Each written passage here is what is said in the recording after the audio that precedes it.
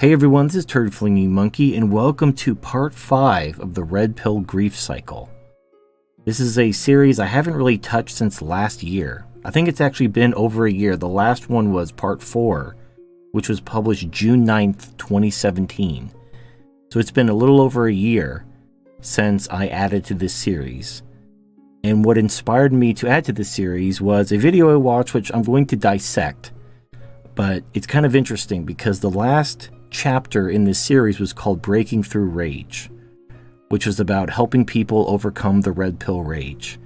And this one is about breaking through depression, which is the stage after the rage. So it's kind of interesting. We're moving through the grief cycle. So I'm calling this chapter The Blue Chute, and this takes its name from the game Chutes and Ladders. It's a very simple game.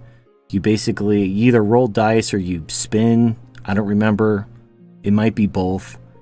But you basically move along a game board. You literally just move along the game board. There's no strategy.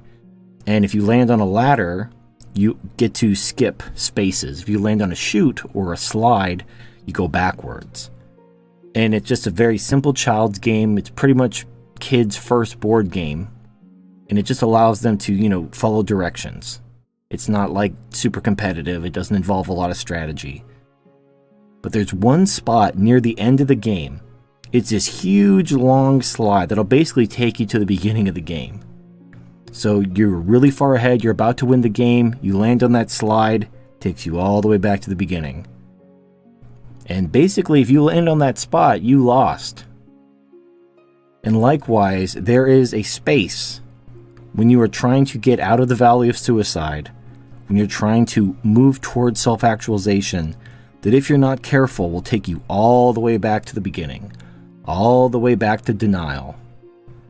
So I'm going to dissect a video from Boogie2988, which is a channel I've talked about a couple times, and I like the guy. I'm subscribed to him, I watch his videos, so he's been through a lot. So you're going to see kind of him talking about where he is right now. But unless you knew me in real life, unless you were my roommate or one of my best friends, you wouldn't know exactly how bad things have gotten. My depression is insane. It's difficult to get out of bed. It's difficult to function. But for me, depression has always been about numbness. It's always been about not being able to feel positive or good things. And I'm just going to be honest with you, even the best things in life that used to fill me with absolute incredible pleasure, traveling to VidCon and meeting fans or eating a delicious piece of food used to be one of my favorites, which is something I can't do anymore. Or playing video games or spending time with family or friends or even spending time with my dog. They do little to nothing when it comes to turn to joy. I basically, happiness, joy, those are feelings I just can't feel right now. And I don't know the last time I felt them. Alright, so Boogie is going through very severe depression. This should sound very familiar to those who have been through the valley of suicide. This is when you're not angry at the world, you're just completely joyless. You feel like you're dead inside. This is why I call it the valley of suicide. This is where a lot of guys, they just end it because they just want the pain to stop. They just want it all to go away. And so they take themselves out and it makes the pain stop. I've tried to push it. I've tried to express it. I've tried to force myself into it. I've tried to fake it till I make it. It just has not been working. On a happiness scale, I can get up to like a 1. and then the rest of the time, I'm pretty much numb or depressed or angry or sad or miserable. And that's what the last 10 months of my life have been like. Because Boogie is talking about how his hobbies aren't giving him joy anymore. I've talked about this and mentioned this a couple times in videos, and people act like I'm attacking hobbies. Like when I say that hobbies aren't going to give your life meaning and purpose, you need more than just, watching anime, playing video games, and jerking off. And people attack me. They say like, oh, I'm attacking hobbies. I'm not attacking hobbies. I just know from personal experience, just like Boogie's finding out now, that hobbies cannot fill that void in your life. When your meaning and purpose is taken away from you and you find yourself in crippling depression, hobbies are not going to pull you out of that. You need to find a new purpose which gives your life meaning. Jerking off to anime and playing video games is not going to give your life meaning. Even being a famous YouTuber with millions of subscribers and being invited to VidCon and rubbing elbows with people, even that doesn't give your life meaning. And this is what Boogie's learning. Again, I'm not downing hobbies. I'm just saying they are not the answer. They're nice. They're a nice bonus.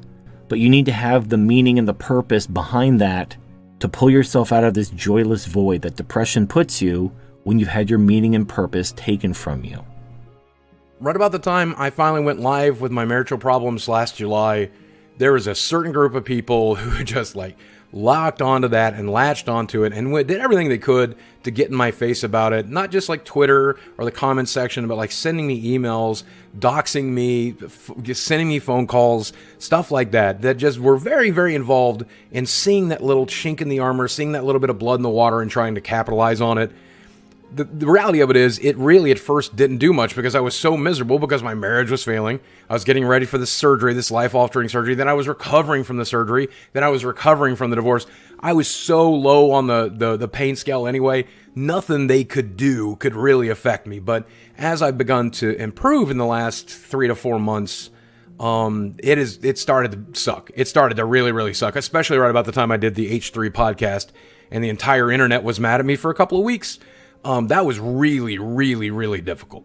So at the Creator Summit last year, I talked to a lot of creators about this. And I also talked to other creators about it at E3 and other gaming industry people and other people who deal with this stuff every day at VidCon. It was the topic that I talked about with everyone. And without fail, and I don't want to talk about anybody's business here. I'm not here to dox anybody or share something they said to me privately. But without fail, this has been a hugely increasing problem in their lives as well.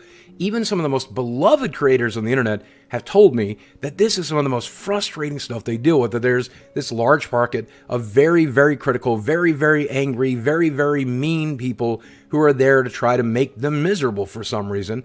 And the problem has just persistently gotten worse in the last year for everyone. I thought it was just me. I thought it was my paranoia. I thought I was just focusing on it more because of my divorce and because of my mental state. It just seems like that's the way the world is changing right now. The world is genuinely just getting worse in that regard. People are finding out that it's okay to be as rude as they want to be on the internet, and people are frustrated, people are irritated, they're angry, they're sad, they're lonely, they're disenfranchised, and they attack. That's just the world we've built, and that's what Friday's video was about more than anything else. It's just, that's the world we've made, that's the bed we lie in. There's not much we can do about it anymore. Now, this is what I call the blue chute. This is that slide I was talking about when I was discussing chutes and ladders. There's a spot where Boogie basically came to a fork in the road. He had two choices. He could choose the hard path, which is to walk away from his previous meaning and purpose and discover a new meaning and purpose for his life. I can't tell him what that is. He's going to have to figure it out for himself. And that could be scary. He's tried using his hobbies. He's tried, pouring himself into his work, making content, being a YouTuber. It's not working.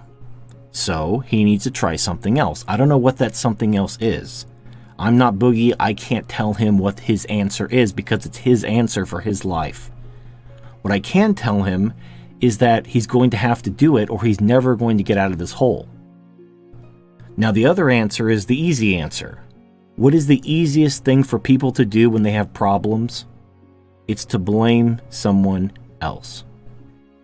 He can't take responsibility for what his ex-wife did to him. He can't take responsibility for what his mom did to him when he was a child. But he needs to take ownership of his life. He needs to basically let the past be the past. Let the pain that made him the man he is today be part of him, but determine to change to be the man he wants to be, not the man that the world has made him. And the only way you're ever going to do that is if you, A, stop blaming the world, though even if the world fucked you in the ass, it's your life. You have to take responsibility for it. You have to make the most of what you have, because all you have is all you have. The world doesn't give a shit. So getting mad at the world isn't going to accomplish anything. While at the same time, don't blame yourself and get depressed because, people are criticizing you. Again, you need to be your only judge. I've talked about this many times. The problem with Boogie is everything is about external validation with him. This is why he white knights for women who pick on him, like Anita Sarkeesian, when she basically bullied him and he white knighted for her. He's an extreme people pleaser. And he is a sweet guy. But you can see what it's doing to his life. This external validation is destroying his life. It's destroying his happiness. I mean, how many people would love to have a YouTube channel with millions of subscribers, to have the kind of audience he has? And he has that, and he's miserable. I am fully aware of the situation I'm in right now. I am fully aware of the damage that I've done to my reputation, to my channel, to myself. I am fully aware of the stupid mistakes I've made, and I finally think I have a solution how to get out of this stuff. Now, there's not much I can do about the depression. There's not much I can do about the paranoia and the anxiety, but I can definitely stop reading that negative, awful stuff every day. I can definitely stop looking at the emails and stop answering the random phone calls and just ignore it. I can just ignore it, and that's what I'm going to try to do. I'm just going to be over it. I managed to get through the whole weekend without even thinking about it, and I'm hoping I'll get through the rest of the week, and then the rest of the month, and then the rest of the year, and hopefully that will put me into a better place mentally, even though I'm dealing with a lot of other stuff still. That is, I think, even compared to the divorce, compared to the broken arm, compared to everything else, that was still the hardest thing I was dealing with. That stuff is really, really hard. It is really awful. And now he has a choice. He can find a new meaning and a new purpose, find a mentor to help him, along the way until, like a baby bird, he learns how to fly on his own, and then he goes his own way and becomes a self-actualized man. That's one path he can take. Unfortunately, that's not the path he's chosen. He's chosen the path of the blue chute, which is going to take him all the way back to denial. And what he's doing is he's saying he's not going to listen to you. You're a troll. You don't make him feel good. So he's going to ignore you. And he's going to only listen to people who love him. He's only going to listen to the people who validate him. He's going to close himself off in his echo chamber because he thinks that's going to lead to happiness. It will not. It will not lead to happiness. It will only lead to frustration, anger, and depression. What will lead to happiness is internal validation and self-actualization, which can only come if you love yourself, move forward, and choose to find a new meaning and purpose and stop giving a fucking shit what people think about you. But I want to make it abundantly clear for those of you who criticize me, for those of you who have had something valid to say critically, or even for those of you who are just very, very angry and want to see me destroyed or want to see me blow my brains out or whatever it is you're trying to do, I have heard you. I've spent the last 6 months listening to you. I got it. I understand it. And now I'm done. I've apologized. There's not much more I can do. Now I'm going to focus on the people that love me instead. If you're miserable, if you don't remember the last time you were happy, you need to stop doing what you're doing and do something different. Because if you keep doing the same thing expecting a different result, that's the definition of insanity. Try something else. If it doesn't work, try something else. Do different things until you find what makes you happy again. But do it with an eye towards something meaningful that gives your life purpose and meaning, not what people like. Stop chasing the phantom of people liking you, of people validating you, people giving you thumbs up and telling you they love you. Anyway, that's all I have to say. So I doubt Boogie's ever going to watch this video, but for anyone who's in a similar position, who finds themselves more or less stuck in the valley of suicide, just in depression, can't remember the last time they were happy, please continue on. Continue to search for your meaning and purpose. Do not chase external validation. Do not take the blue chute back to denial. Continue on and go your own way. This is Turd Flinging Monkey. Thank you for watching, and I'll see you next time.